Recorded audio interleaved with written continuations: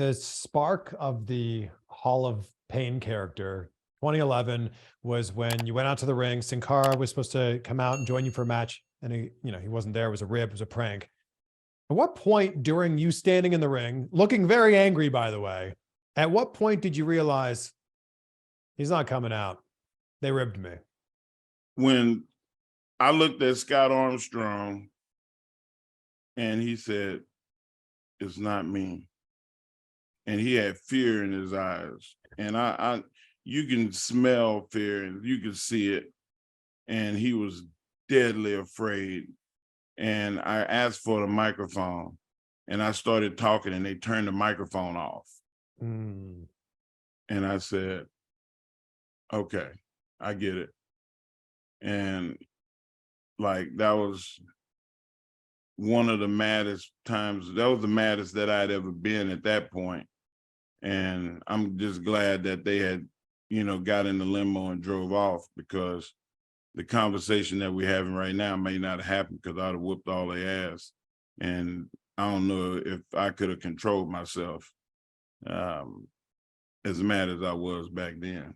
Was it mad, like you were angry because they got one over I on felt you? disrespected. I felt trivialized out of all the work that I did. Like all of the sacrificing. And people say, oh, you got paid a lot of money.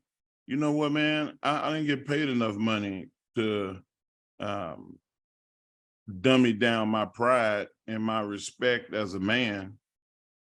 Ain't no price for that.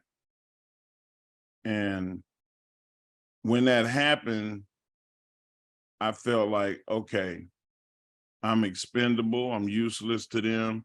They don't respect me. That's kind of feeling that it was. And, I got a lot of counsel after that about how I felt as a man, because it was troubling. But being that I am a man and that I was able to say my piece to Vince and everybody involved, just know who I am, because that won't ever happen again. If it does, us talking will not be an option. And I quit. And you know what, man, I probably owe my wife more of a apology and thank you, because she was the one that got me to come back to wrestling and go and talk to them again, because I didn't have any interest on coming back. And then none of the things after 11 would have happened if that was the case. Did they stick you with a bill? Like, hey, you broke all this stuff, by the way. No, well. They ain't never mentioned none of that to me.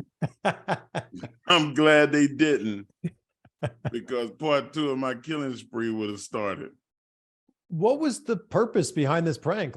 Did Vince just think this was going to be funny? Vince just thought it was funny. He said that he thought it was funny, and they wanted to get to the cars and get to the airport, and that was going to give them time to get out of there without no traffic.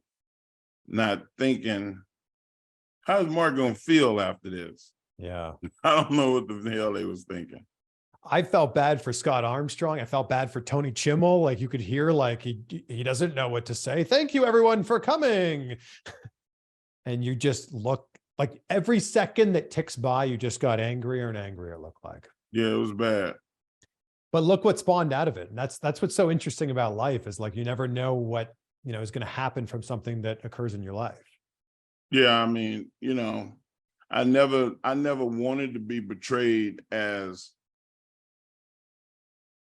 belligerent and out of control angry.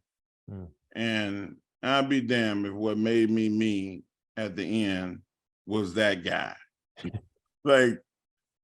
Can we go back to Sexual Chocolate? Can we go back to the Nation? Can we go back to me being an Olympian and the strongest person on earth? The hand, come on. Yeah, but I had to be the Hall of Pain. And you know, that all happened by accident too.